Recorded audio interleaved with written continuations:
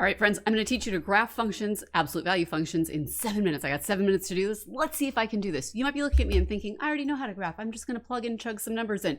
No, we are not going to do that. I'm going to teach you the lazy way of graphing, the easy way. You know why I know you're thinking that? Because I was in Algebra 2 once and I thought the same thing. I'll just plug and chug and that'll be totally fine.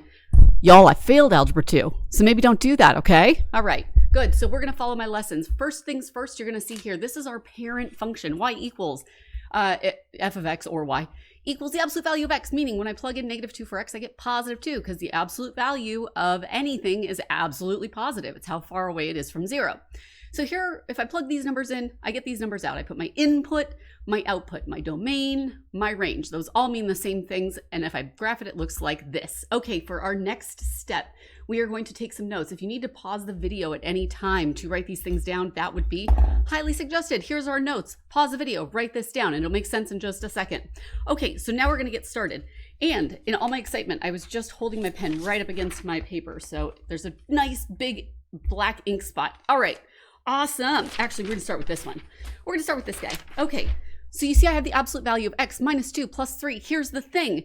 Our vertex is opposite this guy, regular this. So my vertex is going to be +2, 3. Keep that in mind as I graph these guys. Now let me show you how you can graph them with the numbers already being right here. Here's what we do. See how this is attached to our x?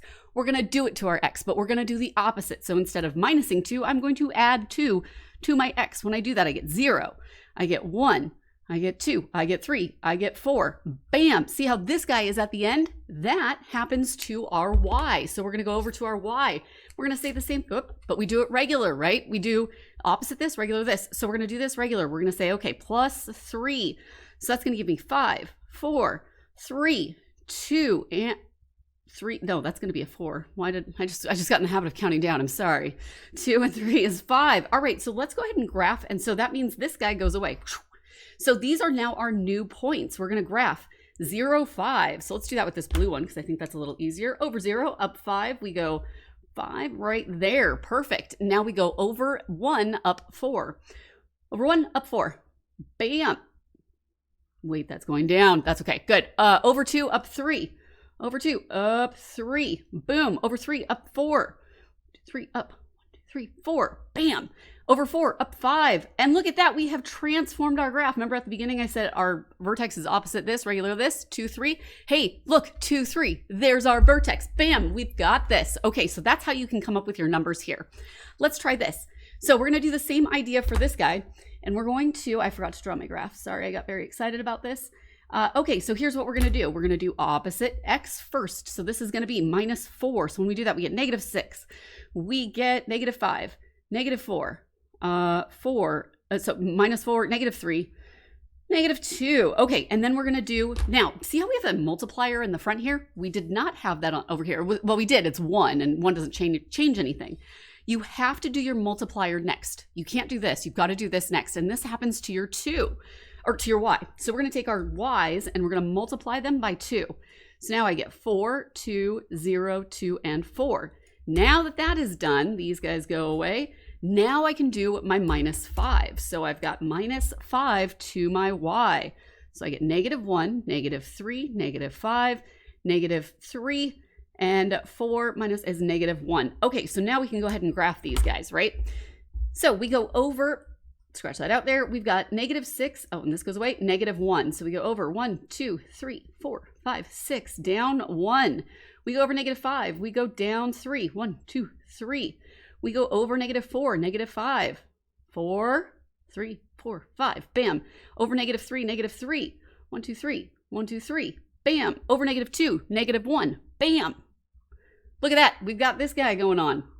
And sure enough, I can't draw a straight line to save my life. Sorry. Okay, sure enough, if you look, our vertex is 1, 2, 3, 4. So -4, comma, -5.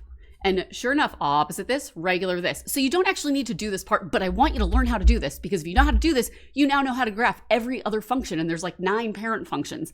So why not learn how to do that?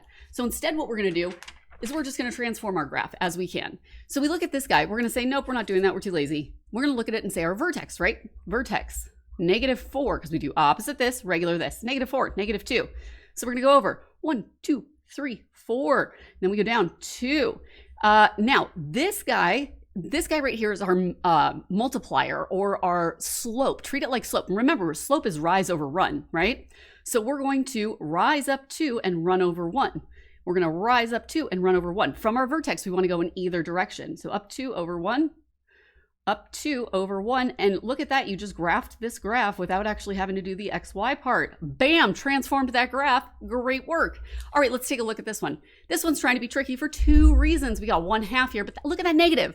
That negative, all it tells you is this graph is now going to be opening up, down instead of up. That is it. Now you might be noticing that there's nothing here that we're going to be doing to our Y. If you need to, remember, you're allowed to add 0 to anything. So we're going to add 0 there. So now when we look at our vertex, we say opposite this, regular this. So -3, 0. So we're going to go over 1, 2, 3, 0. There's our vertex. This guy's going to be opening down. But remember, it's rise over run. So we're rising down 1 and running over 2. Down 1, over 2. Down 1, over 2. And there we go. You'll notice that the smaller this number is, if it's less than 1, then it's going to be a fatter looking, I should call it compressed. It is vertically compressed. And if it is skinny like this, it is a vertical stretch. And that's because the larger this number is, the skinnier it's going to be. The smaller the number, the fatter it's going to be. Remember, the negative is literally just to tell you that it's opening down. I hope that this helps. One last just quick tidbit is if you have this, y equals x plus 3. Remember, you can always add 0 to something. X plus 0 plus 3. So now our vertex is opposite this, which is just 0, so you're fine. Regular this, 3, bam, there's your vertex. So I just wanted you to see what it looks like if there's not a 0 attached, or if there's nothing attached to your x. Hopefully this helps, and we'll see you next time.